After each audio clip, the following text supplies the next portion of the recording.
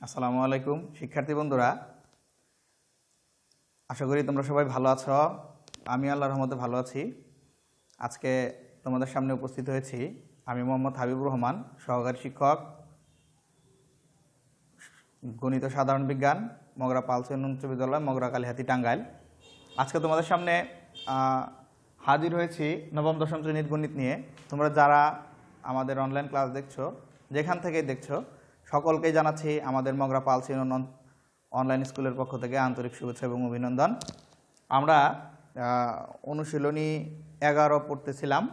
অনুশীলনী 11.2 থেকে আমরা যতগুলো অঙ্ক করে দিয়েছি, আশা করব যে তোমরা অধ্যায়টা সুন্দরভাবে পূর্বের অঙ্কগুলো করেছ। পূর্বের অঙ্কগুলোর আলোকে আমাদের কিছু সৃজনশীল থাকে, আমাদের নিজেদের মতো করে করতে হয়। তো পূর্বে যে অঙ্কগুলো করিয়ে দিয়েছি তার আলোকে আমরা সৃজনশীল প্রশ্নের উত্তর করব। তো তোমরা যে সকল প্রশ্নের উত্তর নিজেরাই করতে পারবে বলে মনে করি, সেগুলো হচ্ছে 23 এবং 25, এগুলো তোমরা নিজেরাই করতে পারবে আশা করি। 24 নাম্বারটাও করতে পারবে। তারপর আমি 24 নাম্বারটা করে দিচ্ছি। মূল বইয়ে 3টি সৃজনশীল প্রশ্ন আছে, তার মধ্যে আমি 24 নাম্বারটা এখানে ডাক লিখেছি।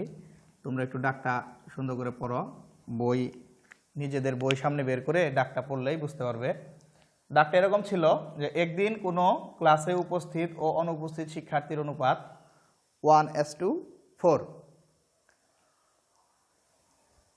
অনুপস্থিত শিক্ষার্থীদেরকে ক নাম্বার প্রশ্ন, অনুপস্থিত শিক্ষার্থীদেরকে মোট শিক্ষার্থী শতকরায় প্রকাশ করো। খ, 5 জন বেশি উপস্থিত হলে অনুপস্থিত ও উপস্থিত শিক্ষার্থীর অনুপাত হতো 1:9, তাহলে মোট শিক্ষার্থী সংখ্যা কত? গ নং প্রশ্ন, মোট শিক্ষার্থীদের মধ্যে ছাত্র সংখ্যা ছাত্রী সংখ্যার দ্বিগুণ অপেক্ষা 10 জন কম ছাত্র ছাত্রী সংখ্যার অনুপাত নির্ণয় করো। তো শিক্ষার্থীরা, আমরা এই প্রশ্নটা সমাধান করার চেষ্টা করছি। আমরা আজকে অনুশীলনী 11.2 নিয়ে আলোচনা করছি। এটা 11.2 24 নং কোশ্চেন। কতে বলা হয়েছে একদিন অনুপস্থিত শিক্ষার্থীদের মোট শিক্ষার্থী শতকরা প্রকাশ করো। আচ্ছা, এখানে আমাদের একটা অনুপাত দেওয়া ছিল যে অনুপস্থিত শিক্ষার্থী টু উপস্থিত শিক্ষার্থী। আমরা লিখে নিই এটা।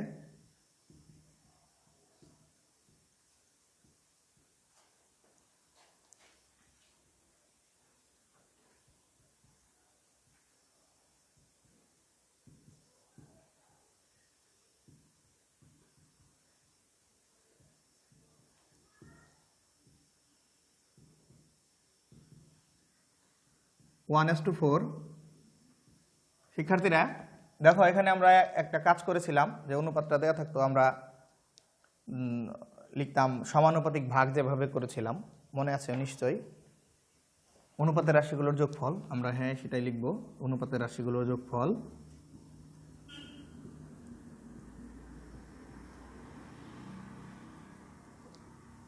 অনুপাতের রাশিগুলোর যোগফল, আমাদের অনুপাতের রাশিগুলোর যোগফল 1 + 4 = 5। তার মানে মোট 5টা ভাগ করতে হবে। 5 ভাগের 1 ভাগ হবে অনুপস্থিত শিক্ষার্থী এবং 4 ভাগ হচ্ছে উপস্থিত শিক্ষার্থী। তো এখন আমরা কি করব? অনুপস্থিত শিক্ষার্থীদেরকে মোট শিক্ষার্থীদের শতকরা, এই আমাদের মোট শিক্ষার্থী, এদের মধ্যে অনুপস্থিত হলো 1 জন। এদেরকে যদি শতকরায় প্রকাশ করি কিভাবে লিখতে হবে? আমরা বলবো যে অনুপস্থিত শিক্ষার্থী মোট শিক্ষার্থীর কত অংশ, এটা হিসাব করি। তো মোট হলো 5 ভাগ, 5 ভাগের কয় ভাগ অনুপস্থিত? 1 ভাগ। তো আমরা লিখি অনুপস্থিত শিক্ষার্থী মোট শিক্ষার্থীর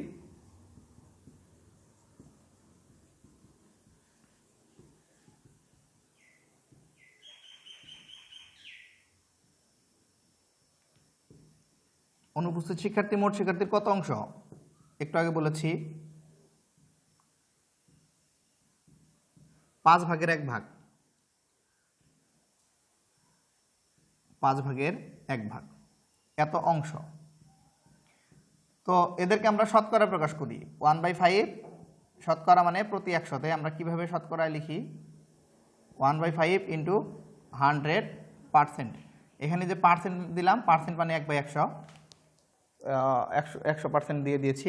এখন আমরা যদি এটাকে ক্যালকুলেশন করি, শতকরা করার পরে আমরা জানি এটাকে ক্যালকুলেশন করলে 5 দ্বারা 100কে ভাগ করা যায়, 5 20 100, তাহলে 20%। অ্যান্সারটা হলো 20%। তাহলে অনুপস্থিত শিক্ষার্থী মোট শিক্ষার্থীর শতকরা 20 ভাগ। খ নং কোশ্চেন উত্তর আমরা করব এখন। শিক্ষার্থীরা তোমরা এগুলো পারো, পূর্বের আলোচনা করা হয়েছে, তারপর আরেকবার দেখাই দিচ্ছি। 5 জন বেশি উপস্থিত হলে অনুপস্থিত শিক্ষার্থী 5 জন বেশি উপস্থিত হলে অনুপস্থিত ও উপস্থিত শিক্ষার্থীর অনুপাত হতো 1:9। মোট শিক্ষার্থীর সংখ্যা কত? তো শিক্ষার্থীরা এটা আমরা কিভাবে করতে পারি? তো আমাদের যে অনুপাতটা ছিল আগের, অনুপস্থিত শিক্ষার্থী উপস্থিত শিক্ষার্থীকে আমরা যদি ধরে নিয়ে নেই, যে মনে করি অনুপস্থিত শিক্ষার্থী, ধরে নিয়ে কাজ করার এক অভ্যাস আছে আমাদের, বীজগণিতের নিয়ম দেখি ধরি, মনে করি অনুপস্থিত শিক্ষার্থী।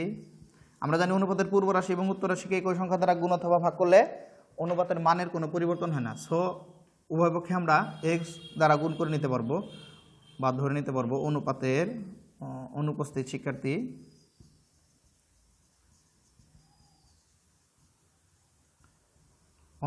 শিক্ষার্থী আমরা ধরে নিলাম এক্স জন। এক্স কিভাবে ধরলাম? অনুপস্থিত শিক্ষার্থী এক জন কিভাবে ধরলাম? দেখো এখানে অনুপস্থিত শিক্ষার্থী 1, উপস্থিত শিক্ষার্থী তখন 4। এটার অর্থ হচ্ছে যদি অনুপস্থিত একজন থাকে তাহলে 4 জন উপস্থিত আছে। তাহলে উপস্থিত শিক্ষার্থী লিখি, উপস্থিত শিক্ষার্থী কত হবে?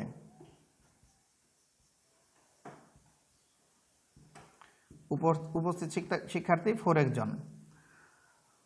তো আমরা এটা পেলাম।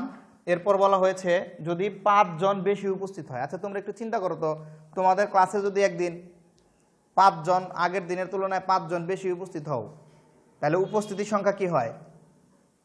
বেড়ে যাবে। অনুপস্থিতির সংখ্যা, যে কয়জন উপস্থিতি বেড়েছে অনুপস্থিতি কিন্তু ঠিক ততজনই কমবে। তো আমরা সেই কথাটা যদি এখানে এইভাবে লিখতে চাই, 5 জন বেশি উপস্থিত হলে 5 জন বেশি উপস্থিত হলে অনুপস্থিত শিক্ষার্থী লিখি, অনুপস্থিত শিক্ষার্থী, কারণ অনুপস্থিতটা আগে লিখলাম, আমাদের অনুপস্থিতটা আগে ছিল, এই জন্য অনুপস্থিতটা আগে লিখতেছি। উপস্থিতটাও লিখতে পারতাম আমরা আগে, সমস্যা নেই। আমাদের অনুপস্থিত শিক্ষার্থী কয়জন ছিল? x জন। এখন উপস্থিতি যদি 5 জন বেড়ে যায় তাহলে অনুপস্থিতি 5 জন কি হবে? কমে যাবে। তাহলে 5 জন বেশি উপস্থিত হলে আমরা লিখতেছি অনুপস্থিত শিক্ষার্থী, আগের তুলনায় অনুপস্থিতি কমবে। কয়জন? 5 জন। তাহলে x - 5 জন। আচ্ছা যদি 5 জন বেশি উপস্থিত হলে উপস্থিত শিক্ষার্থী কত হবে? উপস্থিত শিক্ষার্থী, দেখো এখানে উপস্থিত শিক্ষার্থী ছিল 4x জন, এটা আছে 4x তো থাকবেই, তার সাথে আরো 5 জন বাড়বে। আশা করি শিক্ষার্থীরা এই পর্যন্ত বুঝতে পেরেছ। তো এই সময় অনুপস্থিত এবং উপস্থিত শিক্ষার্থীর অনুপাত দেয়া আছে, কত আছে? 1:9। তো আমরা যদি শর্ত মতে লিখে দেই, যে শর্ত মতে বা প্রশ্ন মতে অনুপস্থিত উপস্থিত, প্রশ্ন মতে অনুপস্থিত আমরা পেয়েছি x - 5,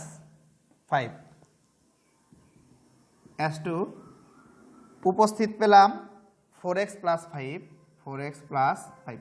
ঠিক তখন তাদের অনুপাতটা দেয়া আছে আমাদের খ নং কোশ্চেনে, দেখো 1:9। তো আমরা 1:9 এর সমান দিয়ে দেব। বা এখন আমরা ক্যালকুলেশন জানি, অনুপাত একটি ভগ্নাংশ, একে আমরা ভগ্নাংশ আকারে লিখি, x - 5 / 4x + 5 ইকুয়াল, এটা একটা ভগ্নাংশ 1/9। এখন শিক্ষার্থী বন্ধুরা তোমরা বুঝতেই পারছো কি করতে হবে, নিশ্চয়ই আর গুণ করতে হবে। আর গুণ করে আমরা কাজটা সমাধান করে ফেলবো। আর গুণ করলে বাম পাশে লবের সাথে ডান পাশে হরের সাথে গুণন, আর বাম পাশে হরের সাথে ডান পাশে লবের সাথে গুণন হবে। 9 দ্বারা যদি আমরা x কে গুণ করি, 9 আর x 9x মাইনাস, আমরা যদি 9 দ্বারা 5 কে গুণন করি 45 ইকুয়াল 4x + 5। শিক্ষার্থীরা এখন x জাতীয় যতগুলো আছে সবগুলোকে একদিকে নিয়ে নেই, এক্স ছাড়াগুলোকে যদি আরেক দিকে নেই তাহলে হবে 9x minus 4x equal 5 plus 45। তোমরা এই সিস্টেমটা জানো। 9x থেকে যদি 4x চলে যায় তাহলে থাকে 5x ইকুয়াল টু 50। শিক্ষার্থীরা আশা করি তোমরা দেখতে পাচ্ছ আমরা কি পেলাম। সর্বশেষ আমরা x এর মান পেলাম x সমান 50/5। কেন? x এর সাথে 5 গুণের প্রক্রিয়া যুক্ত ছিল। ডান পাশে নিয়ে গেলে উভয় পক্ষকে 5 দ্বারা ভাগ করলে আমরা পেলাম x এর মান 5 10 50। তো শিক্ষার্থীরা x এর মান আমরা 10 পেয়েছি। আমাদের প্রশ্নটা করা ছিল কি, দেখো মোট শিক্ষার্থীর সংখ্যা কত। মোট শিক্ষার্থীর সংখ্যা আমরা কিন্তু মোট শিক্ষার্থীর সংখ্যা পেয়েছি। আমাদের মোট শিক্ষার্থী অনুপস্থিত ছিল 1 জন আর উপস্থিত ছিল 4 জন। তাহলে সুতরাং মোট শিক্ষার্থী আমরা কতও লিখে আসছিলাম। মোট শিক্ষার্থী আমাদের x plus 4x equal 5x equal 5 into x এর মান আমাদের বের করা আছে এখানে 10, আমরা 10 লিখলাম। তোমরা নিচে নিচে লিখতে পারো, আমার বাম পাশে জায়গা নিচে জায়গা নেই। তাহলে 5 10 50 হয়। তাহলে সুতরাং মোট শিক্ষার্থীর সংখ্যা কত জন? 50 জন। অ্যান্সার আমরা কিন্তু পেয়ে গেলাম মোট শিক্ষার্থীর সংখ্যা কত। শিক্ষার্থী বন্ধুরা এরপর দেখো গতে বলা হয়েছে মোট শিক্ষার্থীদের মধ্যে, তার মানে কি 50 জনের মধ্যে ছাত্র সংখ্যা ছাত্রী সংখ্যার দ্বিগুণ অপেক্ষা 10 জন কম ছাত্র ছাত্রী সংখ্যার অনুপাত নির্ণয় করো। তো শিক্ষার্থীরা আমরা এই প্রশ্নটার সমাধান এখন করার চেষ্টা করব। দেখি আমরা এটা করতে পারি কিনা। আমাদের মোট শিক্ষার্থী 50 জন পেলাম, এটা আমাদের লাগবে। বাকি অংশটুকু আমি পরিষ্কার করে ফেলতেছি প্রশ্নটুকু বাদে। তো আমরা লিখে নিলাম গ নং মোট শিক্ষার্থী। মোট শিক্ষার্থী পেলাম কতজন? 50 জন। তো শিক্ষার্থীরা অঙ্কটা করার আগে আমি তোমাদেরকে একটা তথ্য জানাই। এখানে আমরা কিভাবে কাজটা করতে পারি সেই বিষয়ে একটু আইডিয়া নেই, একটু খেয়াল করি। বলছে মোট শিক্ষার্থীদের মধ্যে ছাত্র সংখ্যা, অর্থাৎ ছাত্র, আমি শুধু ছাত্র লিখলাম। ছাত্র সংখ্যা ছাত্রী সংখ্যার দ্বিগুণ অপেক্ষা, তার মানে কি ছাত্রী সংখ্যার দ্বিগুণ, ছাত্রীকে 2 দ্বারা গুণ করলাম, ছাত্রী ইন্টু 2, দ্বিগুণ অপেক্ষা 10 জন কম। তাহলে কম বললে কি করতে হবে? -10। তাহলে আমাদের এই শর্তটুকু বুঝতে হবে। মোট শিক্ষার্থীদের মধ্যে ছাত্র সংখ্যা ছাত্রী সংখ্যার দ্বিগুণ অপেক্ষা 10 জন কম। এটাকে আমরা কিভাবে সাজাবো? ছাত্র সংখ্যা ছাত্রী সংখ্যার দ্বিগুণ অপেক্ষা 10 জন কম। তো এখানে আমরা কাকে ধরবো? ছাত্রকে ধরে নিব নাকি ছাত্রীকে ধরে নিলে সহজ হবে? তো আমরা যদি ছাত্রীকে x ধরে নেই তাহলে আমাদের জন্য কাজটা মনে হয় সহজ হয়। আমরা যদি কেউ যদি চিন্তা করে না স্যার আমি ছাত্র সংখ্যাকে x ধরবো তারপর কাজ করব, তার পক্ষেও কাজ করা সম্ভব। তবে আমি বলতেছি যেটা আমাদের জন্য সহজ, মনে করলাম যে ধরি এই অঙ্কের জন্য, এই ডাকের জন্য ছাত্রী সংখ্যা x জন। তাহলে যদি এটা লিখি যে ধরি, দেখো কি হয়,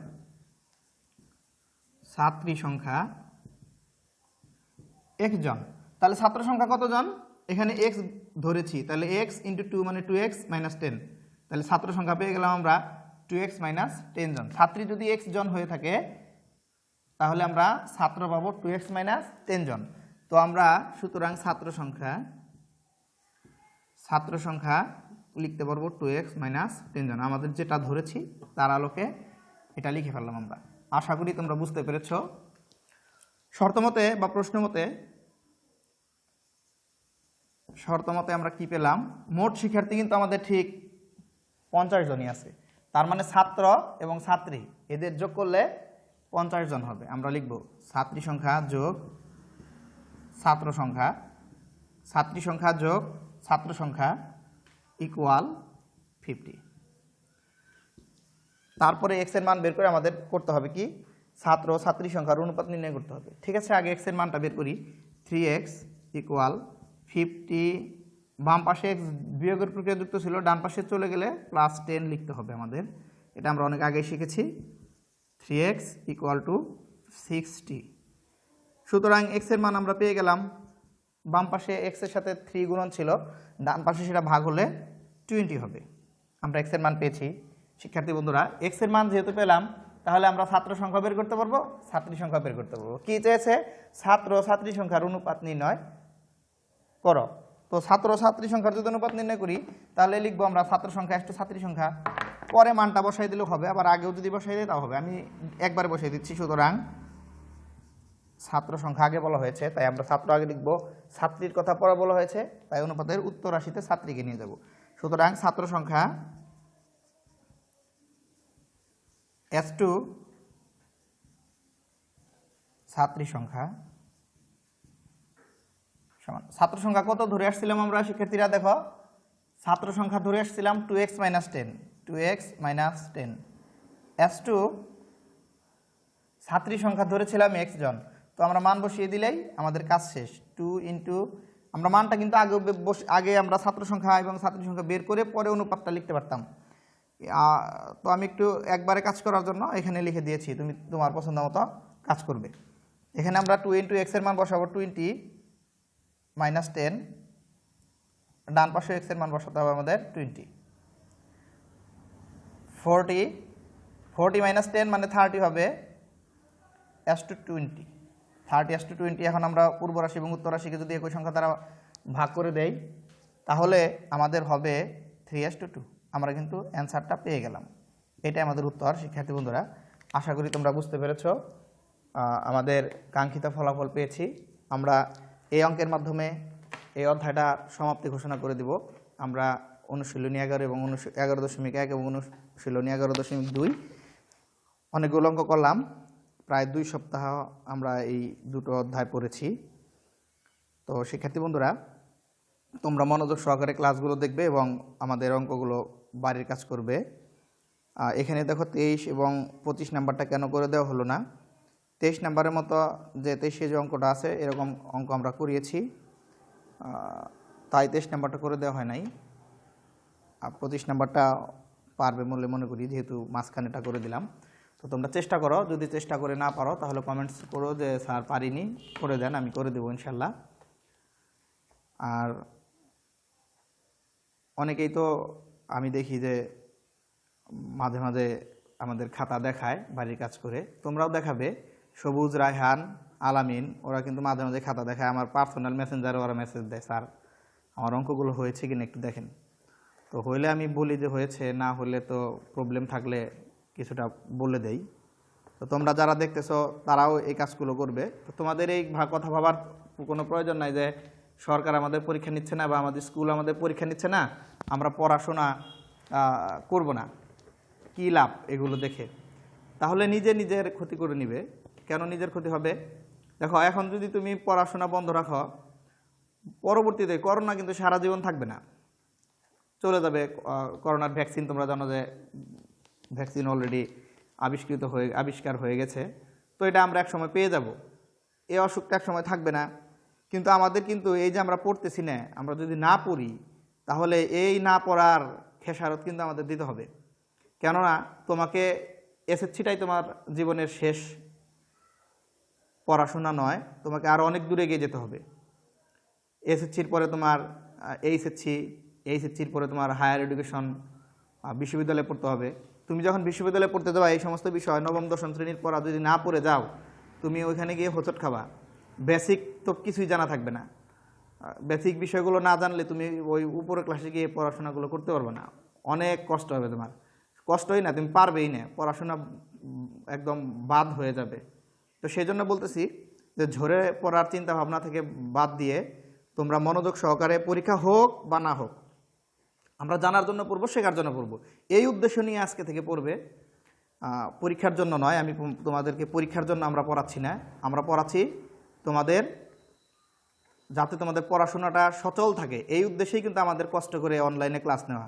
তো আশা করি তোমরা আমাদের এই কষ্টটাকে সার্থক করবে, এই আশাবাদ ব্যক্ত করে আমি আমার আজকের ক্লাস এখানে সমাপ্ত করছি। সকলকে ধন্যবাদ দিচ্ছি যে তোমরা আমাদের ক্লাসগুলো নিয়মিত দেখতেছো। তো শিক্ষার্থী বন্ধুরা, আজকের ক্লাস এখানেই সমাপ্ত ঘোষণা করলাম। আল্লাহ হাফেজ।